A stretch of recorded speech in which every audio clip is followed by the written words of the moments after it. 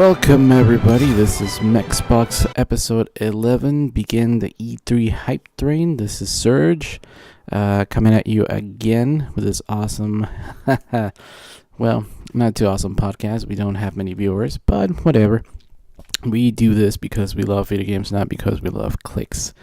I've been doing a lot of studying for finals. That's basically taken up most of my time.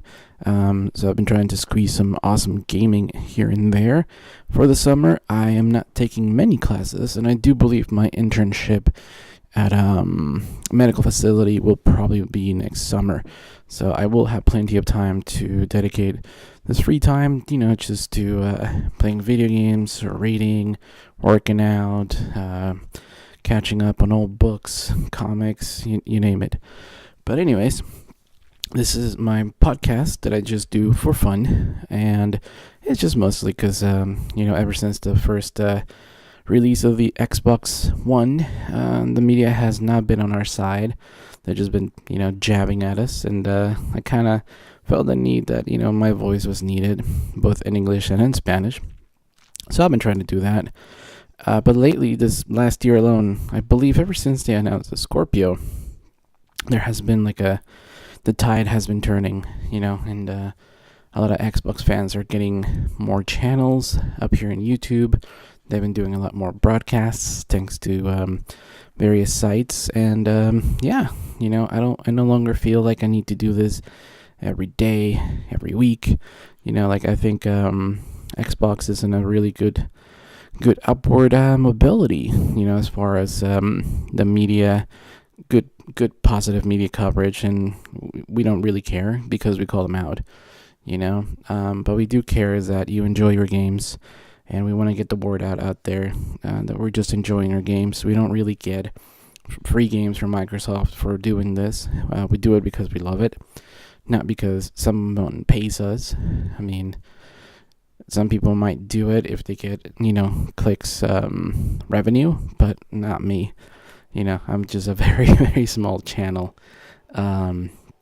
Actually, when I give out shout-outs, I kind of feel ashamed that I don't have a large install base to send them, because there's a lot of cool people that, give me shout-outs, and I'm like, man, I wish I had fans to give you. Speaking of shout-outs, this picture that you're seeing right here, I took it, and it looked pretty cool, I was like, I want to do something cool, because I noticed that the Injustice logo was kind of green, and the Xbox is green. So, I took my cell phone, and that's the light source, and I just took this picture of the Xbox One Elite controller and Injustice 2. And I thought it was kind of artsy, no extra filters required for the awesome lens flare. But something cool happened is that this actually made my day, made my week. It made my channel awesome. Basically, I never thought this would happen, but Xbox official, the official Xbox, gave me a shout out for pulling off that perfect combo. So it made me really giddy. I was like, oh man, I gotta get my act together on my Xbox One channel. If the official guys are giving me props, man, I gotta up my game. And I just put it out there because I was gonna mention that when I play fighting games, my right thumb suffers a lot. And because I'm an artist, I need my thumb to draw. But because, I take notes in school, my thumb gets really tired. Also, sometimes when I work at my cafe, we have to write names in cups. And that is another point of pressure for my thumb. So having those, pads in the back, the little triggers in the Xbox One Elite controller is actually really cool. Because when I'm playing Injustice, I have actually already designated those buttons for what I want them to do, and it's just so awesome. My right thumb can actually take a break from fighting games, and it's awesome. Also, the wheel on the Xbox One Elite controller is pretty kick-ass. design for it. But I'm going to get more into that later. I just wanted to express my awesome gratitude to the official Xbox. And I'm always giddy when I get a shout out. It could be like someone as big as Microsoft, but it could also be like someone that is just a fan. For instance, one of the cool dudes that I follow on Twitter, he has a channel too, The Elusive Gamer, who goes by the name Jaime Moran on Twitter. He wrote, "When I play Mass Effect Andromeda, I keep quoting lines from Star Trek, and I don't know why." And then somebody replied, you should start beaming it, And Beam is a streaming service that Microsoft purchased that has very little lag, and it's wonderful for broadcast. You should try out Beam. It comes pre-installed already in your Xbox One. And, if you know your Star Trek, you know that the Beam Me Up, Scotty was too hard to resist, right? It was hard not to do it. And I did it, and it tagged the Beam team, and guess what? Both Jaime Moran and the official Beam crew liked it. Again, I'm always really giddy with shout-outs, and I'm very, very thankful. Even though my channel is pretty small, I like to think that I'm witty. The other cool thing is that we're fans of the Xbox, and we have fans in charge of it. One of the nice things is that boss, Phil Spencer, if you can send him a friend request on Xbox Live, and the benefits of that is that he, posts pictures and stuff like that. One of the coolest ones is this image from VooDoo Vince. It's a Easter egg that says, "Phil Spencer, I should have signed that bleeping sequel." And this is kind of meta because Phil Spencer really loved, VooDoo Vince, and it was the first game that he played with his daughter, and this is him playing the remake, and this is the name of Phil Spencer in the remake, being broadcast by Phil Spencer. It's really meta, but it's a nice shout out. And I have to say that playing the remastered version of VooDoo Vince, at first I was like, oh man, they should have done more work with the 4K stuff. But then I realized, it would have looked really out of place. You can only upscale it so much. Like if you, for instance, if you're going to broadcast the original Star Trek series and you want to erase the little dots, particles, it's going to look kind of plastine and kind of not like the original one. So they can only upscale so much. I understand. It's not a remake, it's a remaster. So I'm enjoying it for what it is, but I'll have an actual review and first impressions later on. Now, there is also a another remaster from a classic Xbox One called Phantom Dust. It is free, so go ahead and play that. I was going to record some footage for the channel and just, for posterity, but here's the thing, dude. A lot of cool stuff happened. We got a giant 360 backwards compatible sale. Couldn't pass it up. Not to mention that, we had really cool games dropping this month, and I was like, no money, no time, finals, right? But yeah, I will go ahead and play Phantom Dust as soon as I can. One of the neat things about it is that last month, Games with Gold gave us Force Unleashed 2 after they already given us the first Force Unleashed, and now they gave us also the Star Wars Complete Saga Lego, which I already owned, but it's very nice. It really completes, your Star Wars giddiness. I was on this, I belong to a Star Wars group on Facebook that is meant to preserve the expanded universe. If you don't know what that is, imagine if when Disney purchased Marvel, they said, well, okay, everything that Jack Kirby did, everything that Stan Lee did, that doesn't count anymore. What only counts is what we're going to put in the movies. Fans would have been pissed off, right? Well, I belong to this group that wants to preserve and, share some of the expanded book stories, memes, the greatness of it with people. And, a lot of them were not Xbox fans. They were kind of unaware that, we had backwards compatible, even. Because one person was like, hey, I'm playing, Force Unleashed on my PlayStation 4 with a PlayStation Now or something like that. And I was like, dude, we got those for free. They're like, what?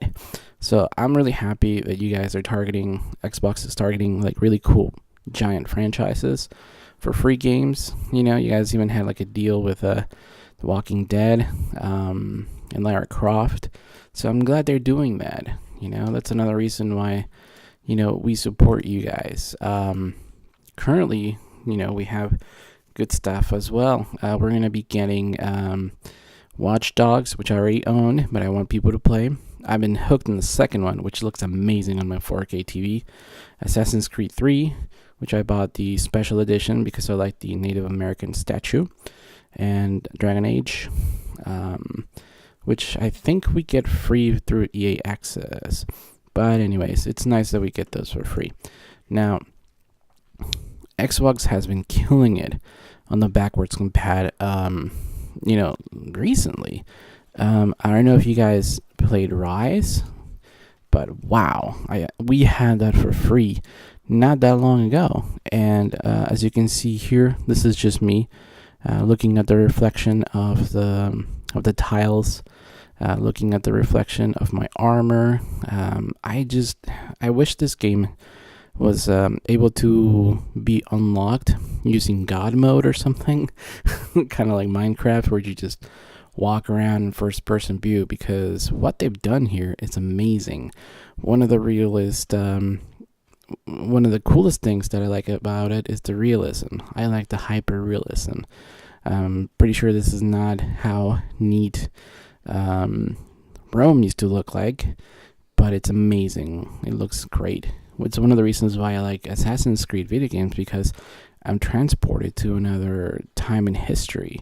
I'm a history buff, and I really enjoy all these recreations. So if you didn't play Rise, definitely go ahead and pick it up now. It's on sale every once in a while, and if you guys support it, we might get a second one in this coming E3. But I mean, just look at how gorgeous it is. My parents really like this game.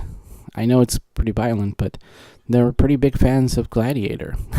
So for them, it was just like, his son was playing Gladiator, and they really liked it. I mean, I know that my mom was like, hey, look at the fruit over there. That looks really neat. What is it? And then I would go over, and she'd be like, oh, okay, that does look like that fruit.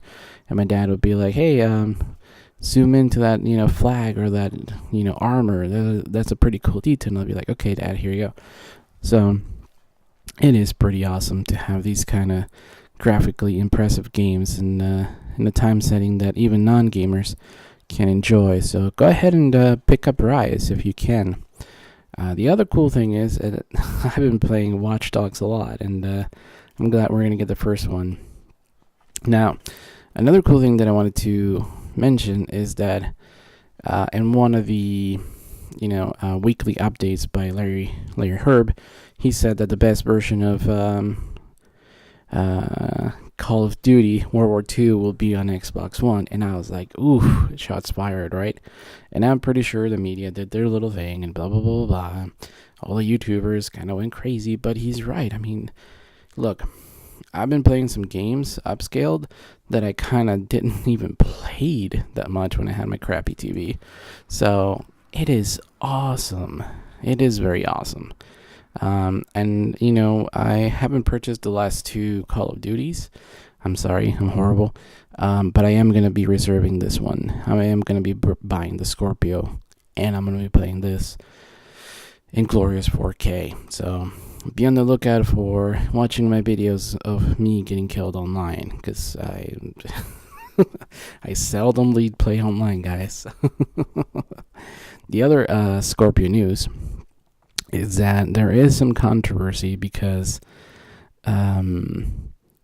Destiny 2 will be running at 30 frames per second across all consoles, even though the Scorpio will be able to do twice as much frames per second. And, the fans want parity because the PlayStation Pro can't handle it, and the media is starting to call out Sony for it. So like I said, I don't want to do a lot of PlayStation bashing, but I think that if your console can do better, certainly when the Xbox hit 900p, the media definitely was into rubbing it in their face that it was 1080 or death.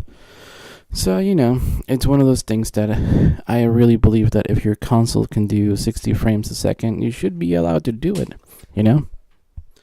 But anyways, I'll probably have more Scorpio news later on. What you're seeing here is my character driving a really cool Halo the decal racing vehicle entering into the Hot Wheels expansion pack.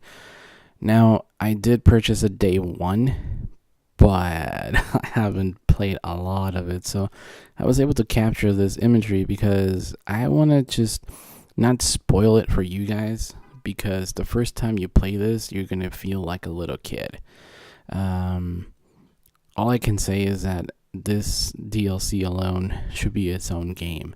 It's pretty damn impressive, and I cannot wait what Forza is going to do next, especially with those awesome graphics in 4K. Oh man, I'm as calm as the ocean, man, just ready to kick it up a storm. I've been a fan of Forza since I took my first Xbox to my cousins in Mexico who never heard of Xbox, and they were all like little kids. So I took a demo of the first Forza that came in the official Xbox magazine, and dude, we must have played that demo for hours. I didn't buy the entire game because we were traveling to Mexico. I bought tons of controllers for everybody, and I bought a new TV once we got in Mexico. I had a new audio system, which was pretty state of the line back then, just to showcase, the original OG Xbox. And my cousins were really sold on the Xbox brand. They were Sony guys, they were Nintendo guys, and they're like, after I went there, they're like, oh my god, Forza is amazing. They also started them on Halo, and they're pretty good now. They probably kick my butt. So yeah, oh man, look at this. It's like you're a little kid again, except yeah, that happens. So it's not like it's like those crappy racers where if you get off the road, there's like, oh well, it's okay, we're gonna restart the race again. And I was like, well, let's just put you back in there. And this thing's insane. It looks amazing. The fact that they build those giant, rams and loop-de-loops as if they were real. Oh man. It makes you feel like a kid again. Actually, when I was recording this footage, I was like screaming like, ah! And my girlfriend was taking a shower, and she was like, what the fuck are you doing? Oops, sorry, I shouldn't have swore. But hopefully, YouTube will bleep that out. But anyways, yeah, I was a little kid, and oh my god, dinosaur.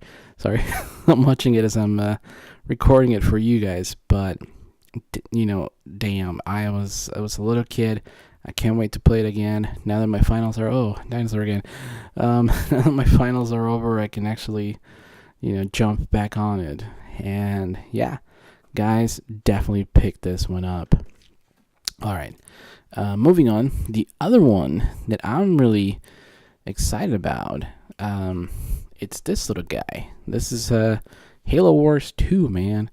I played how many hours? Probably like 17 hours of Command and Conquer back in the day.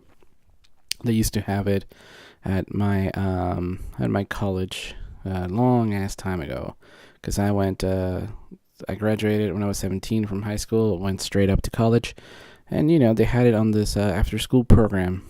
If you did your homework, you can go ahead and play on video games. That was back in the days when building your own PC was kind of expensive, and I was a poor kid. I've always been a poor kid. So, anyways, I played 17 hours just because I think my after school program for college classes was 17 weeks or something, and you can go there. They help you with homework and tutor. They might have free peanut butter sandwiches and orange juice, apple juice, which is why whenever I eat peanut butter, I feel poor because I think of that program. But anyways, as you can see, it gets really intense. My bases kept getting invaded, and I was like, what? So I had to respawn more guys, and I was so sad when my first batch of guys died. I was like, no. So I had to respawn more dudes, and it gets intense. I have to say, I can see why these kind of type of games are fun in the computer, just point and click. But I like better having a controller, and I played this one it's just like the second level, but my girlfriend keeps mimicking the commands. That's how you know it's a good video game, when your girlfriend's kind of mimicking, and because you play it too much, and she's like, yeah, I kind of enjoy this. So I will be doing more plays on Halo Wars 2. I highly recommend it. It is on sale now, so go ahead and pick it up. It's pretty fun. I mean, dude, the cutscenes are just amazing by themselves. So yeah, go ahead and pick that up. Now, oh man, what can I say about this one? Oof. The title, the big cheese of this podcast is the awesomeness of Injustice. Oh man, I don't want to give out any spoilers at all, but man, do yourself a favor and download the Injustice 2 mobile. Link it up. Gives you perks just like the first one. As you can see, I don't have a lot of things unlocked at the moment. Again, finals. But you can customize your characters. They give you these perks for different color costumes and different enhancements. If you played the mobile game, they used to give you these cards that were like perks. Extra XP, extra health, extra superpowers, whatever. So the armor kind of works like that. I haven't tried tinker it with much of it, but just check it out, man. Here I am fighting Bane, and we have Black Canary and Oliver Queen, Green Arrow. Pretty cool tag team match, and I'm not spoiling any of the story, but oh man, like I said on the intro, when I get tired of the button smashing, I choose the paddles on the back of the Xbox One Elite controller. So much easier. You know what? Since I'm trying to get in shape, this is a great game to play right before going to the gym. If it ticks you off and you're all pumped up, and then you're like, okay, I'm gonna listen to some Metallica and lift weights. It's that kind of a game. I mean, I guess I'm a casual, because the last game that I was really good at for fighting, I'm a DC guy, but the last one that I did was X-Men versus Capcom or something like that for the original PlayStation, and I think I broke a controller. Back in high school, I broke a freaking controller.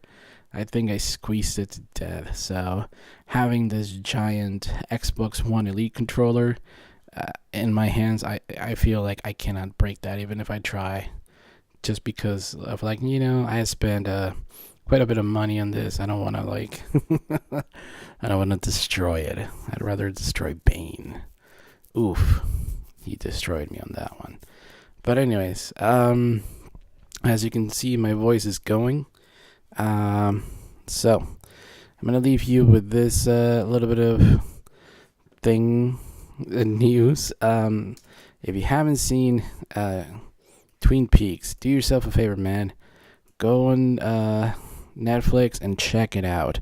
It is amazing. It is one of the reasons why this podcast wasn't done on Sunday too, because me and my girlfriend were watching Twin Peaks. We had a Twin Peaks party. We ordered pie and coffee, but here in the West Coast, I think we started watching it at 8 p.m. and we had coffee. We did not fall asleep until like 1 or 2 a.m., man. We were tired. And I had to work the next day, so I got like 4 hours of sleep, man. But I did tweet out this to Sahir. Shout out to Sahir on Twitter. Godfather of Xbox and YouTube. Because he used to go, that's a damn fine cup of coffee. And I know he was going to get a kick out of this, because when I went to activate my Showtime on my Xbox One S, there was no support for Sony. I was like, whoa, damn. Damn. That's what my girlfriend says. Damn. So yeah, I was kind of surprised, man, that poor guys with PlayStation 3 and PlayStation 4 don't get support, man.